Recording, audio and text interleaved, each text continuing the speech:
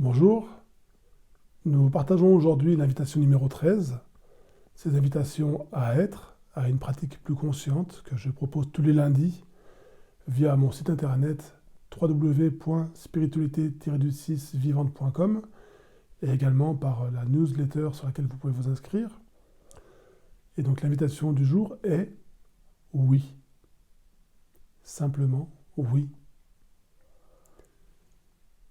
Souvent j'ai entendu Arnaud, notamment Desjardins, dire que l'enseignement pouvait se résumer en un mot. Oui. Et c'est tellement vrai. Ce oui étant un état d'être. Ce oui étant une ouverture totale à la réalité. C'est bien autre chose que quelqu'un qui dit oui. Que l'idée qu'il faut dire oui, comme il faut accepter. C'est non pas dire oui, même si ça peut être une première étape, mais c'est inviter le oui. Inviter la fonte de tout refus en vous. Osez l'acceptation totale à ce qui vit en vous, à la manière dont ça vous traverse. Et dans ce oser le oui, se vit effectivement une progression. Une progression de l'atténuation du refus. Une progression de l'acceptation, de l'ouverture à la réalité telle qu'elle est. Ce oui, c'est un état d'être. C'est la conséquence du non-refus.